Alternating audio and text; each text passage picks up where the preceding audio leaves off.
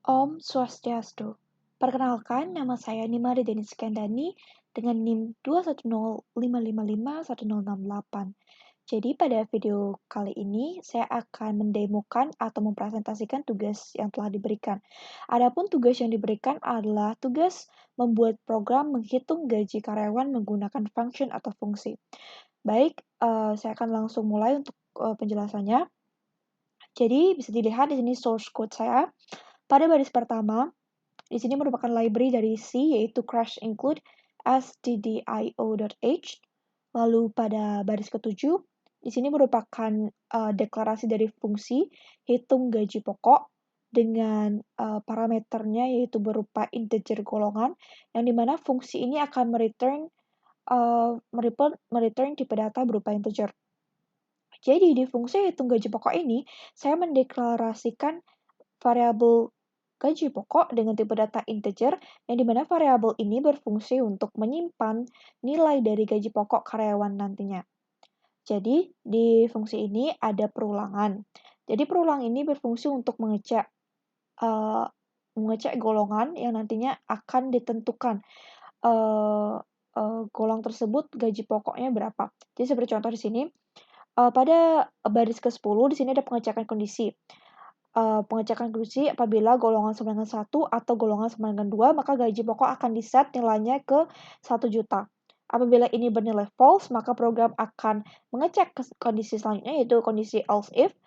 Lalu akan dicek ketika golongan bernilai sama dengan 3, maka gaji pokok bernilai 2 juta, atau gaji pokok di-set ke nilai 2 juta.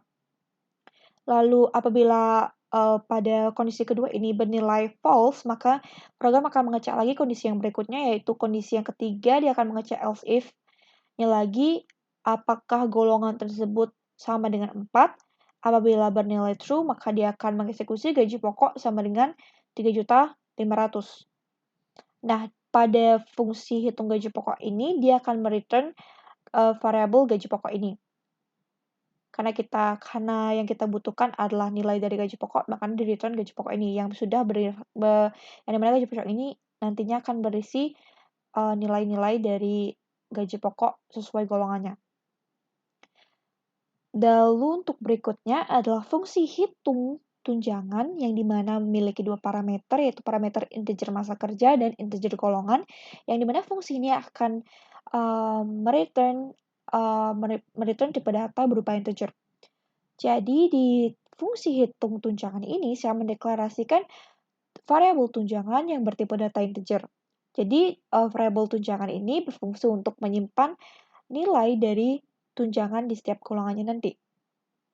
Jadi di sini dari fungsi hitung tunjangan ini saya ada percabangan. Percabang yang pertama dia akan mengecek kondisi apakah golongan sama dengan 1, mengecek kondisi jika golongan sama dengan 1 atau golongan sama dengan 2, maka tunjangan akan di-set nilainya ke 0. Artinya golongan 1 dan golongan 2 tidak memiliki tunjangan.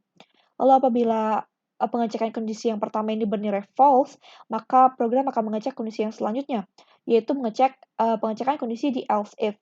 Di else if, jika golongan sama dengan 3 atau golongan sama dengan 4, maka dia akan mengeksekusi line di bawahnya, di line 24 sampai ke line 29. Lalu pada line ke-26 ini ada pengecekan kondisi lagi. Apabila masa kerja lebih besar dari sama dengan 0 dan masa kerja kurang dari sama dengan 5, maka akan mengeksekusi apabila bernilai true, maka akan dieksekusi tunjangan sama dengan 500.000 dikali masa kerja. Nah, apabila kondisi yang pertama ini, apabila kondisi masa kerja tidak lebih besar dari sama dengan 0 dan kurang dari sama dengan 5, maka dia akan program akan melakukan pengecekan kondisi yang berikutnya, yaitu pengecekan di else if.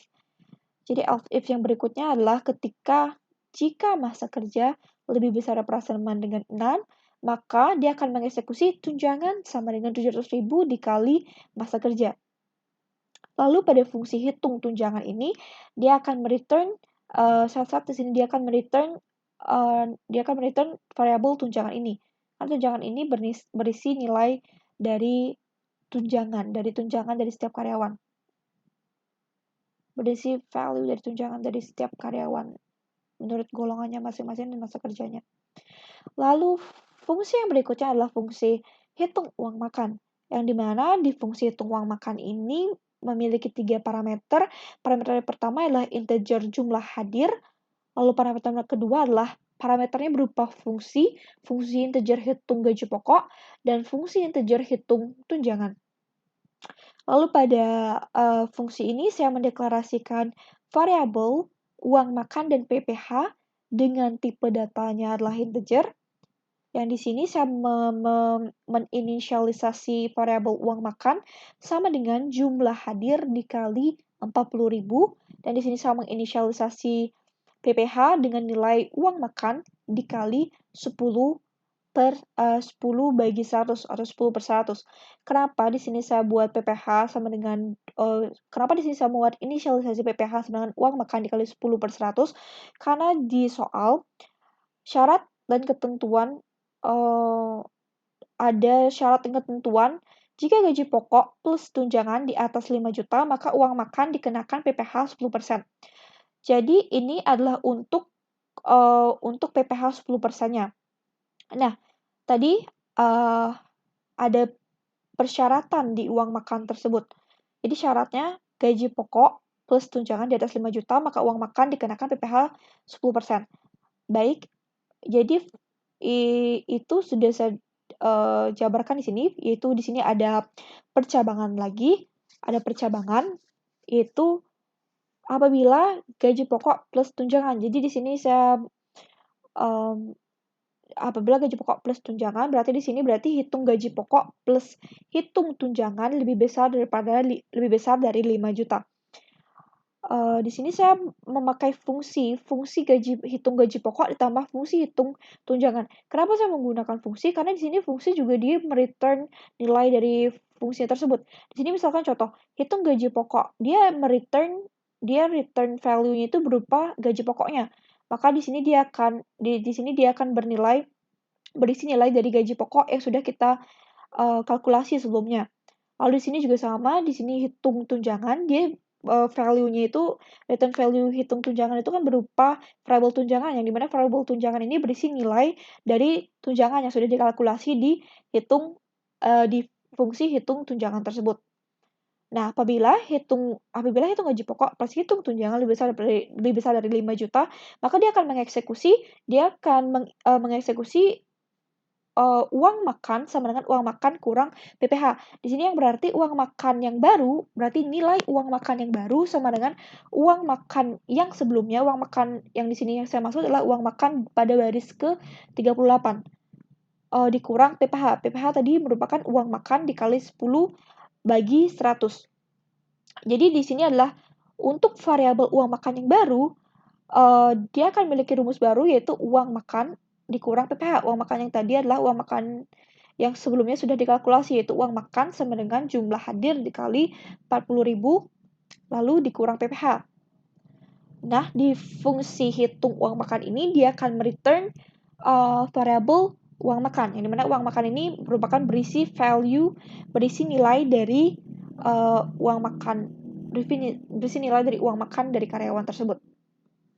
Lalu fungsi yang berikutnya adalah fungsi hitung total gaji, yang dimana hitung total gaji ini parameternya itu berupa 3 fungsi. Itu fungsi yang pertama adalah fungsi integer hitung gaji pokok, lalu fungsi integer hitung tunjangan, dan yang ketiga adalah fungsi integer hitung uang makan. Yang dimana pada fungsi ini saya juga mendeklarasikan variabel total gaji dengan tipe data integer yang berfungsi untuk menyimpan nilai dari kalkulasi 3 fungsi tersebut. Jadi bisa dilihat pada line ke-50, total gaji saya inisialisasi value-nya itu berisi hitung gaji pokok ditambah hitung tunjangan ditambah hitung uang makan. Nanti pada fungsi hitung total gaji ini dia akan mereturn variabel total gaji di sini. Nah, itu dia fungsi 4 fungsi. Lalu berikutnya adalah fungsi in main atau integer main. Jadi pada fungsi in main ini saya ada inisialisasi variabel. Di sini saya ada inisialisasi variabel golongan, masa kerja, dan jumlah hadir dengan nilai 0 yang bertipe data integer. Kenapa di sini saya inisialisasi variabelnya dengan 0? Karena jika saya tidak inisialisasi, misalkan seperti contoh, saya run programnya, apabila tidak saya inisialisasi, di sini seperti dilihat, masa kerja tidak saya inisialisasi, saya coba input. Nah, di sini masa kerja dia akan menampilkan angka random seperti 4 ini, seperti angka ini. Padahal kita kan belum menginputkan nilai pada variabel masa kerja. Nah, hal ini bisa terjadi karena umumnya di programming language suatu variabel yang dideklarisasi umumnya akan memiliki nilai 0 atau dia akan di-set nilainya default ke 0, tapi berbeda dengan C dan C++. Jadi kalau ada variabel yang tidak diinisialisasi, misalkan dideklarisasi saja, jadi uninitialized variable, program tersebut akan membaca atau menampilkan value atau isi dari memori variabel tersebut disimpan. Jadi seharusnya kita menginisialisasi dari variabel jika kita membuat coding di C atau C++. Oleh karena itu, saya inisialisasi dia dengan nilai 0 untuk memperjelas bahwa dia belum memiliki nilai sebelum input, dia belum memiliki nilai sebelum input. Jadi nilainya 0 sebelum input. Di sini juga saya ada variabel integer gaji pokok. Saya inisialisasi dengan nilai 0, lalu integer tunjangan saya inisialisasi juga dengan nilai 0, lalu integer uang makan saya inisialisasi dengan nilai 0 juga, dan integer total gaji saya inisialisasi dengan nilai 0 juga. Nah, di sini saya ada variabel pilihan dengan tipe tata char. Di sini di sini saya membuat variabel ini tuh untuk pada perulangannya, karena di sini saya menggunakan do while. Jadi pilihan ini dia berguna di sini, di while di sini nanti. Di while di sini. Baik, lanjutkan. Di sini saya ada perulangan do while. Nah, pada garis ke-60 ini saya ada perulangan do while. Lalu pada baris ke-6, 1 sampai ke-63 ini merupakan suatu printf untuk menampilkan program menghitung gaji karyawan untuk mempercantik saja penampilan programnya. Lalu pada baris ke-65, di sini saya ada printf, yang dimana printf ini berfungsi untuk menampilkan nilai variabel gaji pokok sebelum input. Lalu pada line ke-66, di sini printf di sini berfungsi untuk menampilkan nilai variabel tunjangan sebelum input, %d, \n tunjangan. Lalu pada line ke-67, di sini juga berfungsi sebagai menampilkan nilai variabel uang makan sebelum input.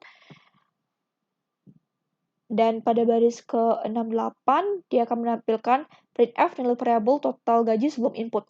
Jadi apabila di run, dia pasti akan menampilkan 0 ya, karena di sini juga tadi sudah saya inisialisasi dengan nilai 0. Dia akan menampilkan nilai 0.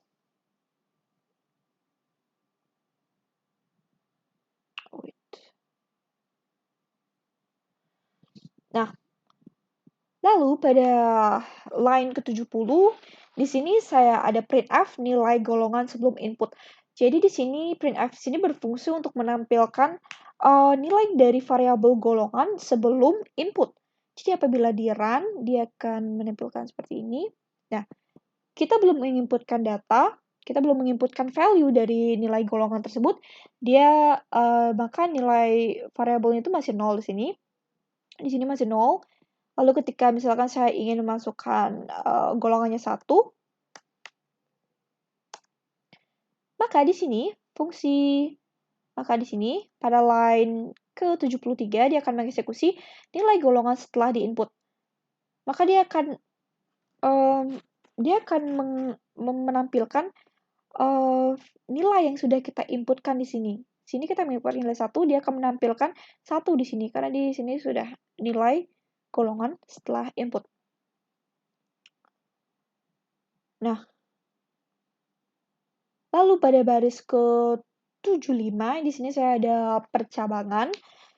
Percabangan ini mengecek apakah golongan sama dengan 1 atau golongan sama dengan 2 atau golongan sama dengan 3 atau golongan sama dengan 4.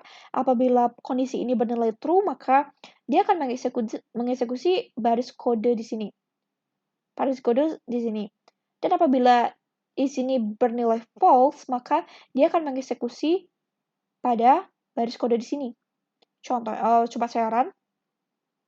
Golongan hanya tersedia 1-4, misalkan saya inputkan angka 5. Maka dia akan menampilkan, maaf, golongan yang Anda masukkan tidak tersedia. Oke. Lalu sekarang kita asumsikan bahwa input yang dimasukkan oleh user itu bernilai true, yaitu golongan bernilai 1, atau golongan bernilai 2, atau golongan bernilai 3, atau golongan bernilai 4. Maka di sini pada line ke-76 di sini juga ada percabangan lagi, yaitu percabangan mengecek apakah golongan tersebut 3 atau golongan tersebut sama dengan 4. Apabila di sini bernilai true, maka dia akan mengeksekusi baris di sini. Dia akan mengeksekusi masukan masa kerja tahun. Jadi di sini fungsinya percabangan di sini adalah fungsi untuk menampilkan atau meminta input user ketika golongan 3 atau 4 yaitu masukkan masa kerja. Karena kenapa? Masa kerja ini kan diperlukan untuk nantinya kita menghitung tunjangan ya, jadi masa kerja ini kita butuhkan untuk menghitung tunjangan. Jika dilihat dalam fungsi hitung tunjangan di sini, dia memerlukan parameter berupa integer masa kerja dan integer golongan. Jadi masa kerja ini diperlukan untuk menghitung tunjangan. Kenapa di sini saya menggunakan if golongan sama dengan 3 atau golongan sama dengan 4? Karena tunjangan itu kan hanya dimiliki oleh golongan 3 dan golongan 4 ya.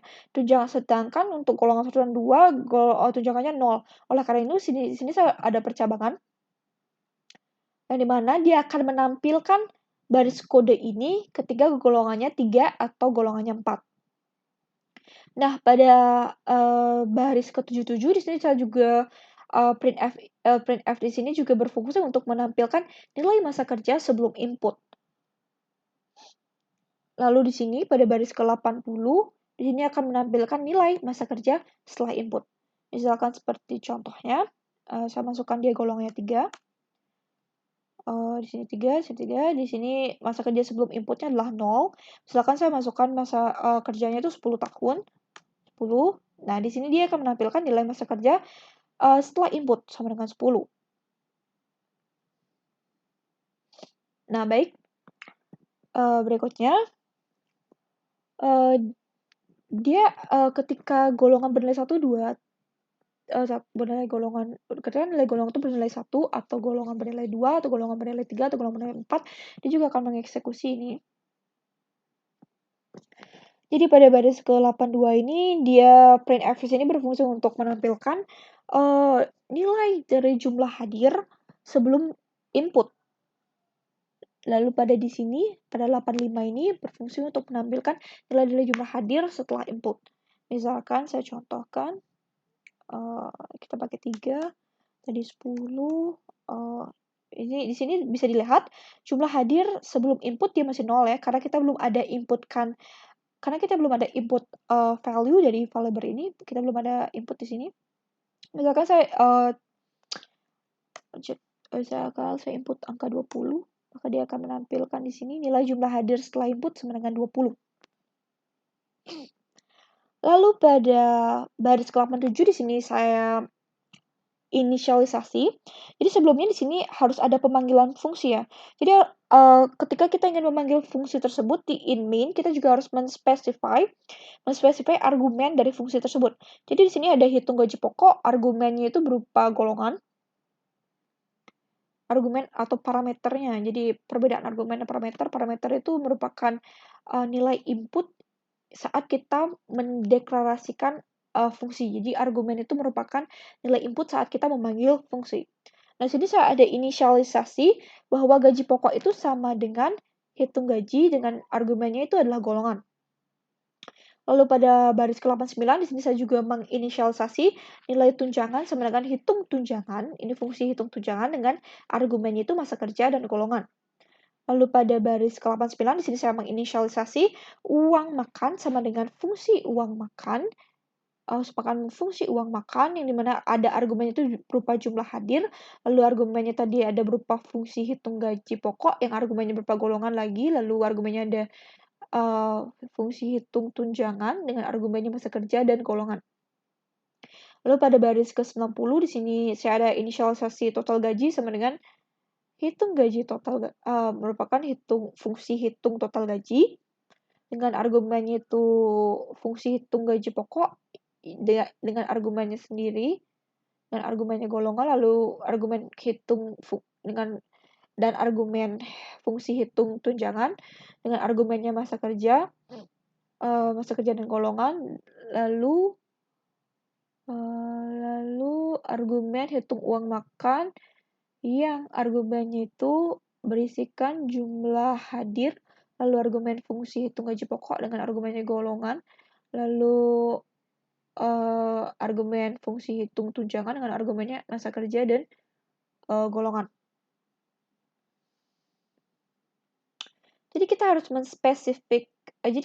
spesifik ya mendeklarasikan argumennya atau parameter yang tersedia di atasnya untuk mengakses nilai-nilai tersebut agar bisa dieksekusi fungsi tersebut.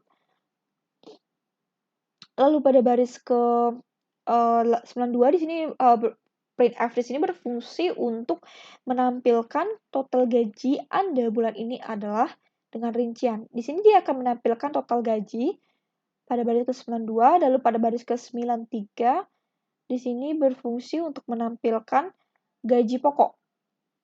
Nah, di sini pada baris ke-94 di sini ada percabangan. Jadi percabangan ini berfungsi untuk dia akan menampilkan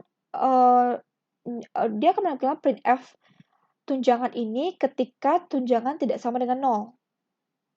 Jadi ketika tunjangannya sama dengan 0, maka printf ini tidak akan ditampilkan. Lalu pada baris ke-97 di sini ada printf sini berfungsi untuk menampilkan uang makan atau nilai dari uang makan. Nah, di sini else ini berfungsi tadi sudah saya jelaskan ketika golongan tidak sama dengan 1, 2, atau 3, atau 4, maka dia akan mengeksekusi golongan yang Anda masukkan salah. Nah, lalu di sini pada baris ke-102 di sini karena di sini saya menggunakan do while, jadi di sini saya berfungsi untuk meminta input kepada user untuk memasukkan huruf Y atau N, yang dimana Y itu bernilai yes untuk input ulang, dan N itu bernilai no atau tidak ingin input ulang. Sini ada scanf-nya itu pilihan, tipe data pilihan tadi, yang dengan tipe datanya char. Lalu di sini printf untuk enter-nya. Nah, di while di sini dia akan terus looping, dia akan terus melakukan perulangan jika nilai pilihan tersebut sama dengan Y, di sini saya Y kecil, atau pilihan sama dengan Y besar. Kenapa di sini saya menggunakan Y kecil dan Y besar? Karena mungkin jika misalkan ada kondisi user itu menginputkan nilai Y-nya kecil atau besar. Jadi agar bisa kode tersebut tetap dieksekusi ketika nilainya Y-nya kecil ataupun Y-nya besar. Nah, ketika while ini bernilai false, maka dia akan menampilkan printf di sini, enter untuk keluar.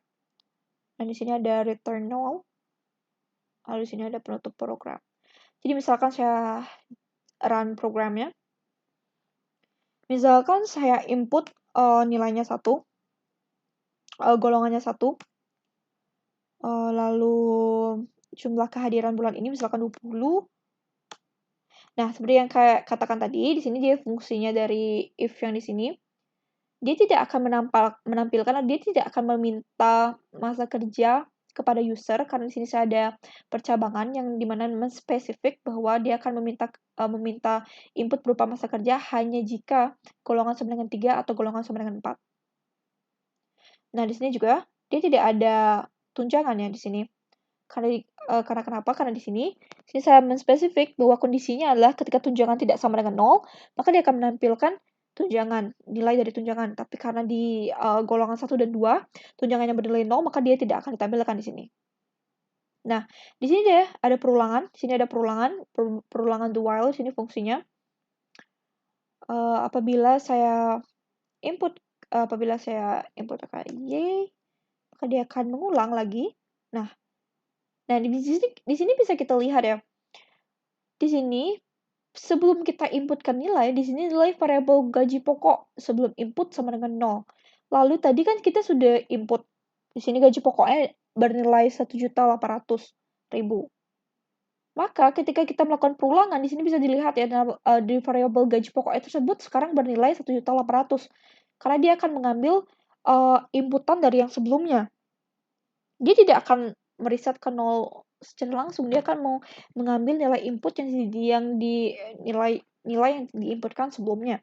Nah, tunjangannya masih 0 karena golongan 1 dan 2 tidak ada tunjangan. Lalu ini variabel uang makan, dia berisi 800.000. Nih, di sini. Lalu di sini ada variabel total gaji. Total gajinya di sini tadi ya. Ini maaf, ini gaji pokok. Maksudnya ini gaji pokok dengan nilai 1 juta. Dan total gaji dia mengambil nilai input dari yang sebelumnya. Makanya di sini dia tidak 0 ya, karena dia mengambil nilai input dari yang sebelumnya. Nah, ini juga bisa dilihat nilai golongan sebelum input. Dia akan mengambil nilai dari sini. Karena sebelumnya kita menginputkan nilai 1 pada golongan sini, kan di sini meminta input berupa golongan. Maka dia akan masukkan di sini, karena di variabel tersebut masih disimpan nilai 1 di dalamnya. Apabila kita sekarang misalkan masukkan golongan 3. Masa kerja misalnya kata 10.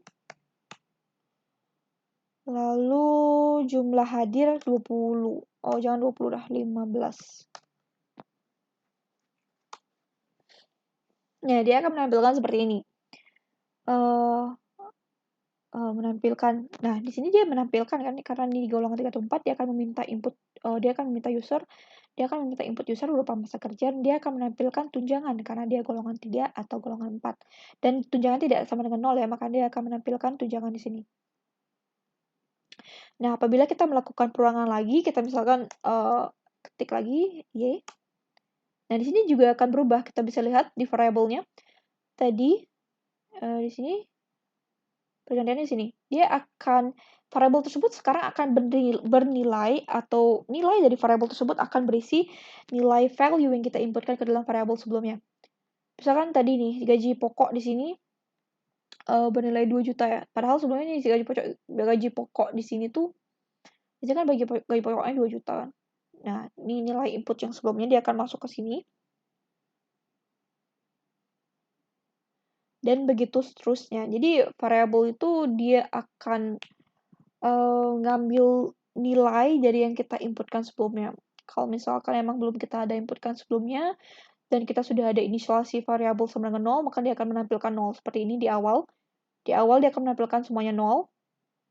Kalau kita kan belum minta input. Habis itu di sini kita input untuk yang kedua kalinya, dia akan menampilkan nilai dari value dari program yang sebelumnya, lalu begitu juga yang seterusnya. Baik, sekian demo atau presentasi dari tugas menghitung gaji karyawan menggunakan fungsi kali ini.